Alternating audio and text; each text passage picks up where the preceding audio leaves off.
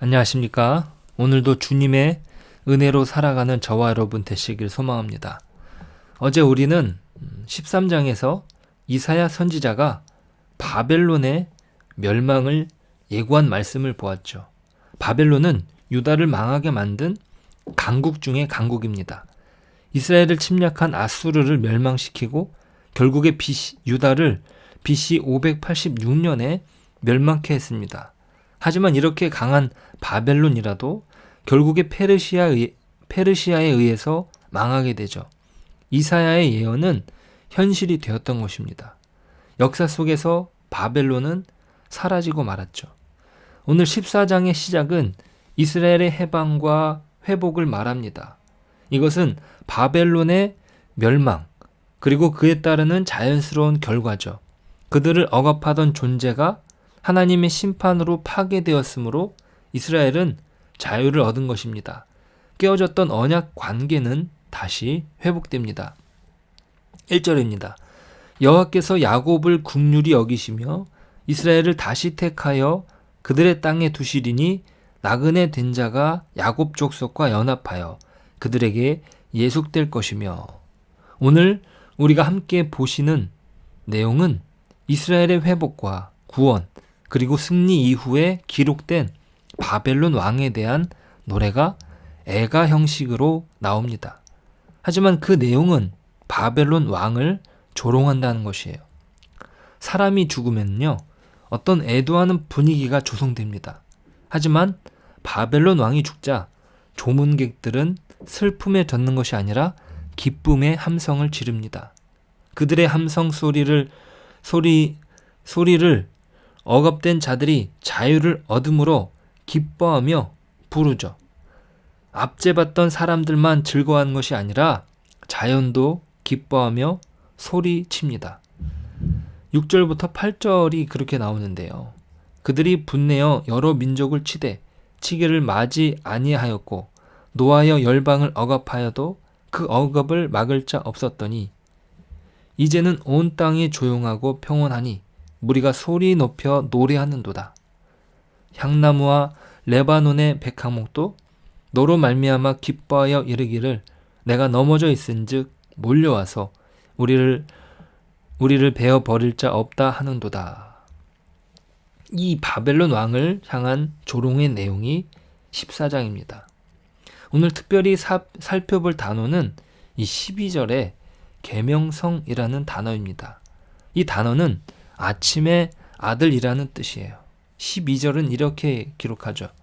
너 아침의 아들 계명성이여 어찌 그리 하늘에서 떨어졌으며 너 열국을 엎은 자여 어찌 그리 땅에 찍혔는고.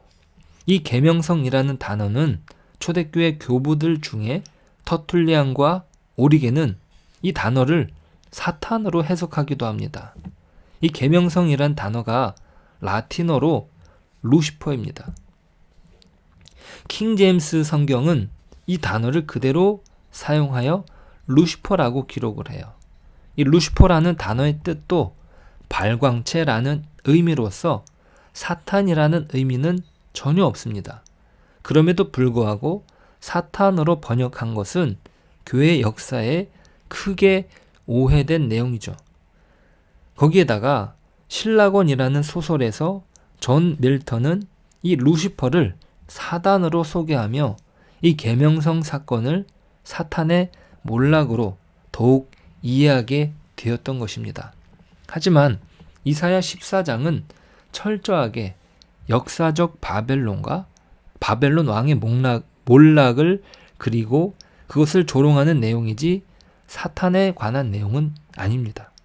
그러나 문제는 그것으로 끝나는 것이 아니고 이 바벨론이라는 명칭은 역사적으로 한 나라에서 그치는 것이 아니라 영적으로는 하나님을 반대하는 세력의 대표적인 상징의 이름을 갖습니다. 대표적으로 계시록 18장을 들 수 있습니다. 18장 1절부터 2절이에요. 2일 후에 다른 천사가 하늘에서 내려오는 것을 보니 큰 권세를 가졌는데 그의 영광으로 땅이 환하여 지더라. 힘찬 음성으로 외쳐 이르되 무너졌도다 무너졌도다 큰 성 바벨론이여 귀신의 처소와 각종 더러운 영이 모이는 곳과 각종 더럽고 가증한 새들이 모이는 곳이 되었도다. 요한계시록은요, 종말에 일어날 일을 예언하는데 바벨론은 이미 기원전 600년 전후로 존재했어요. 그런데 이 바벨론이 앞으로 언제 있을지 모르는 역사의 끝에 이 바벨론이 무너지는 것으로 언급되는 것은 시간적으로 맞지 않습니다. 여기서 이 바벨론 성의 멸망은 하나님 나라의 완성을 예시하는 전조로 소개됩니다. 바벨론은 사실 바벨탑에서 유래되었어요. 아시리아어의 바빌리라는 명칭에서 따온 것이죠. 바벨탑이 하나님을 거스르는 인간의 높은 탑, 그 작품으로 유명한 것처럼 바벨론으로 동일하게 하나님에 대항하는 세력으로 성경에서는 상징화되었습니다. 그러면 이사야 14장에 등장한 바벨론 왕의 멸망은 이미 역사적으로 일어났고 이제 그런 나라도 도시도 다 없어졌습니다. 지금 우리의 시대에 말이죠. 그것이 악한 하나님에 대항하는 세력의 상징으로 기록되지만 말이에요. 이 바벨론의 멸망은 이스라엘의 회복과 구원 그리고 승리와 맞물려 있습니다. 하나님의 백성을 억압한 존재의 몰락은 곧 그의 백성의 승리를 말해주는 것이기 때문이죠. 그렇다면 우리가 신자로서 현대를 사는 신약 신자로 바벨론의 멸망은 우리에게 허락된 하나님의 백성으로서의 승리, 즉 메시아 왕국의 완성과 상징화된 바벨론 왕국의 멸망과 물려있는 일이고, 그러면 지금 우리가 현실적으로 경험하는 신앙의 현주소와 이 바벨론의 멸망과 어떻게 연결되는가를 살펴볼 필요가 있습니다. 이것은 신약시대의 임의와 아직의 긴장 가운데 놓여있는 현실을 어느 정도 드러내주고 있다는 것이에요. 예수님께서는 이 땅으로 오셔서 우리를 죄와 사망에서 구원하시고 이제 영원한 하나님 나라로 우리를 부르십니다. 다시 오시겠다는 약속으로 우리는 하나님 나라의 완성을 기다리고 있죠. 예수 그리스도로 말미암는 우리는 죄와 사망에서 벗어났고 우리의 몸의 구원과 영원한 영광의 완성을 기다리는 임의와 아직의 긴장 상태에 있습니다. 이것은 부정적으로 보면 하나님의 백성의 복들과 누려야 할 영광들을 방해하는 하나님의 대적인 사탄의 통치와 압제로부터의 풀려남으로 이해할 수 있습니다. 우리는 그렇다면 도대체 어느 만큼 사탄의 왕국에서 풀려났고 또 사탄의 왕국은 도대체 어느 만큼 그 힘을 잃었고 그러나 아직 무엇을 더 기다려야 하는지 우리는 확인할 필요가 있습니다. 우리는 이를 위해서 고린도전서 15장을 살피려고 합니다. 15장 51절부터 56절이에요. 51절 보라 내가 너희에게 비밀을 말하노니 우리가 다 잠잘 것이 아니요 마지막 나팔에 순식간에 호련히 다 변화되리니 나팔 소리가 나매 죽은 자들이 썩지 아니할 것으로 다시 살아나고 우리도 변화되리라. 이 썩을 것이 반드시 썩지 아니할 것을 입겠고 이 죽을 것이 죽지 아니함을 입으리로다. 이 썩을 것이 썩지 아니함을 입고 이 죽을 것이 죽지 아니함을 입을 때에는 사망을 삼키고 이기리라고 기록된 말씀이 이루어지리라. 사망아 내 승리가 어디 있느냐? 사망아 내가 쏘는 것이 어디 있느냐? 사망이 쏘는 것은 죄요 죄의 권능은 율법이라. 자, 여기에서 바울 사도는 마지막 부활을 우리에게 약속하고 확인시킵니다. 여기에서 무엇을 얘기한다면 우리가 죽는 것이 끝이 아니라는 것이에요. 우리는 부활한다는 것이죠. 그러면서 무엇을 조롱하냐면 마치 오늘 본문 이사야 14장에서처럼 바벨론 왕의 몰락을 조롱하는 것처럼 55절에 사망아 너의 승리가 어디 있느냐, 사망아 내가 쏘는 것이 어디 있느냐라고 말하면서 사망을 조롱합니다. 왜 사망을 조롱하냐면 그 사망의 힘이 무너졌다는 것이에요. 마치 바벨론 왕이 무너진 것처럼 말이죠. 사망은 말이에요. 어디에서 그 힘을 얻냐면 바로 죄에서부터 그 힘을 얻습니다. 왜냐하면 죄의 결과가 사망이기 때문이죠. 죄를 지어야만 사망은 효력을 발생합니다. 우리가 죄값으로만 죽습니다. 그런데 죄는 어떻게 성립이 되냐면 법이 있어야 성립되어요. 기준이 필요한 거죠.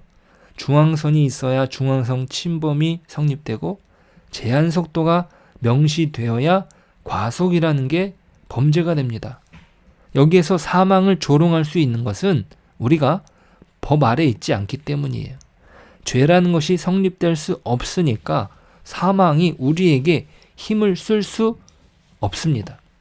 예수님께서 율법 아래 있는 우리를 해방시켜 생명의 자리로 인도하셨고 부활을 약속하셨기에 죄는 그 힘을 잃게 된 것이죠.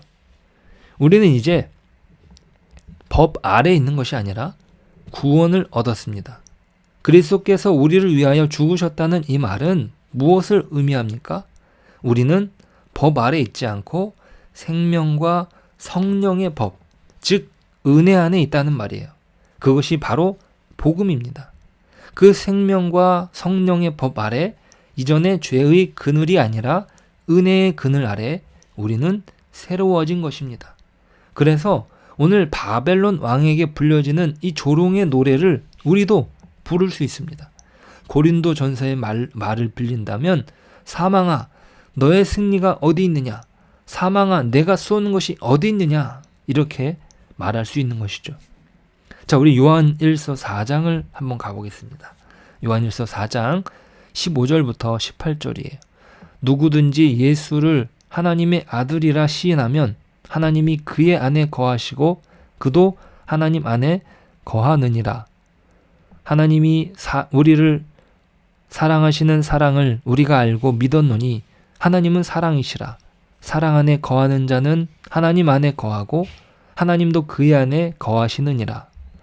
이로써 사랑이 우리에게 온전히 이루어진 것은 우리로 심판날의 담대함을 가지게 하려 함이니 주께서 그러하심과 같이 우리도 이 세상에서 그러하니라.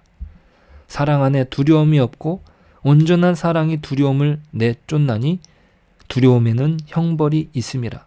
두려워하는 자는 사랑 안에서 온전히 이루지 못하였느니라. 자, 우리는요 복음 안에서 이것을 확신할 수 있습니다. 우리는 하나님과의 관계가 바로 사랑의 관계라는 것이죠. 율법의 관계가 아니에요. 그것이 우리를 얽매일 수 없습니다. 우리를 두렵게 할 수 없다는 것이에요. 그래서 두려움을 갖지 말자는 것이죠. 하지만 우리는 이 땅에서 살기에 부끄러울 수 있습니다.